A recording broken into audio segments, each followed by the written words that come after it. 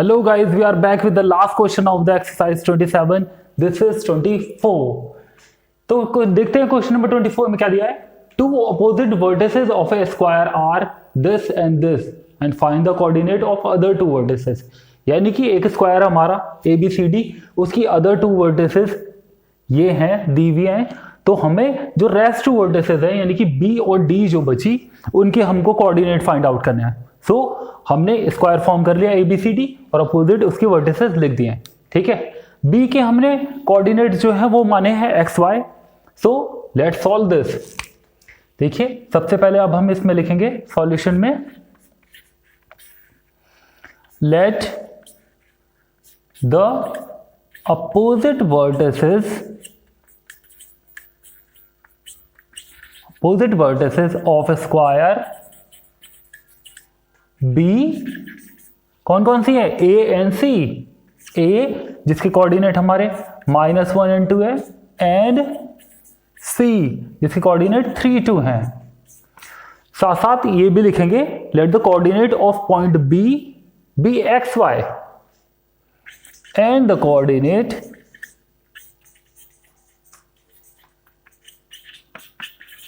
of point B be XY. Okay.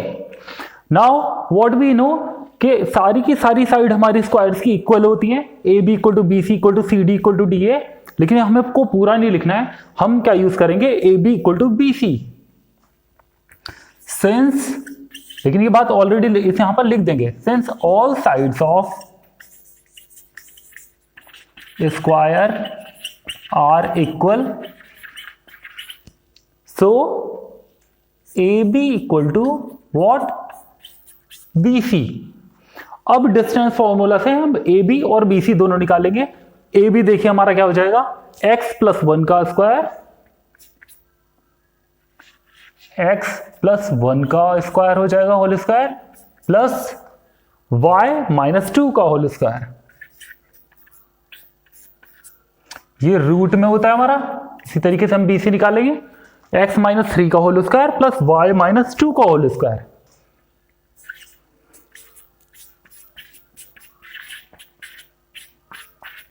ये भी हमारा रूट में. मैंने क्या बोली थी, जब रूट में हो तब दोनों तरफ स्क्वायर कर देंगे. क्या लिखेंगे, ऑन स्क्वायरिंग. स्क्वायर करेंगे, दोनों तरफ से रूट हट जाएगा. फिर x प्लस 1 का होल स्क्वायर बचेगा, प्लस y माइनस 2 का square equal to x minus 3 का whole square plus y minus 2 का होल स्क्वायर. दोनों सेम है और दोनों प्लस प्लस के हैं, एक दूसरे से कैंसिल हो जाएंगे. इसका होल स्क्वायर ओपन करेंगे, a square plus b square plus 2x equal to a square plus b square minus 2ab यानी कि 6x. x स्क्वायर से x स्क्वायर हमारा कैंसिल हो गया. 6x जब इधर आएगा तो 8x हो जाएगा और ये 1 उधर जाके 8. x की वैल्यू आ गई हमारी 1. इक्वेशन भी हमारी हो गई 1. इस वैल्यू का आगे यूज करेंगे अब हम क्या करने वाले हैं, देखिए इसमें ABCD स्क्वायर में हमारा ABC ट्रायंगल में देखें, if AC is the diagonal of ABCD. सी, अगर AC हमारा डायगोनल है तो ABC में हमारी पाइथागोरस थ्योरम क्या हो जाएगी, लिखेंगे AC is the diagonal of square ABCD. So in triangle ABC क्या हो जाएगा, ABC में हमारा एंगल B जो है, angle B equal to 90 degree. Actual में हमारे स्क्वायर में सारे के सारे एंगल ही ये BCDE सारे के सारे हमारे 90 डिग्री होते हैं, पर हमें इसका यूज करना है. हम इस ट्रायंगल में बात कर रहे हैं, हमें सारे बताने की जरूरत नहीं है. Okay. Angle B equal to 90 degree, तो पाइथागोरस थ्योरम हमारी क्या हो जाएगी, बाय पाइथागोरस थ्योरम क्या हो जाएगा, AC हाइपोटेनस का स्क्वायर इक्वल टू परपेंडिकुलर का स्क्वायर प्लस बेस का स्क्वायर, यानी कि AC square equal to AB square plus B C square, A C फिर हम डिस्टेंस फॉर्मूला से निकाल सकते हैं, क्या हो जाएगा देखिए, ए सी 3 + 1 का स्क्वायर प्लस 2 - 2 का स्क्वायर, ये होगा रूट में, ये होता है हमारा ए सी, लेकिन ए सी का स्क्वायर दिया है, देखिए ए सी हुआ ये, ए सी का स्क्वायर है तो हमने स्क्वायर ऊपर लगा दिया। इसी तरीके से हमारा ए बी क्या हो जाएगा देखो, x + 1 का होल स्क्वायर प्लस y - 2 का होल स्क्वायर, ये रूट में और इसका भी स्क्वायर है। इसी तरीके से हमारा बी सी का भी स्क्वायर है, बी सी x - 3 का होल स्क्वायर प्लस y - 2 का होल स्क्वायर और इसका भी स्क्वायर है। ओके, देखो यहां देखो क्या दिया हुआ था, यहाँ पे x = 1 है ना इक्वेशन 1 में, तो ये वैल्यू यहीं पर पुट कर देंगे, यहां पर लिख देंगे फ्रॉम इक्वेशन 1, x जहां जहां पे है वहीं पर रख देंगे वो, और इस स्क्वायर से ये रूट भी साथ साथ कैंसिल कर देंगे।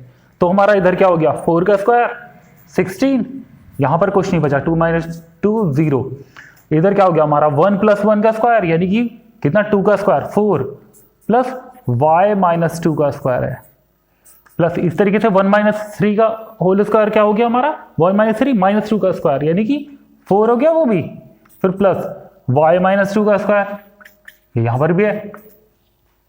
ओके, आगे 4 + 4 8 है, इधर आ जाएगा तो सिर्फ यहां पे 8 बचेगा।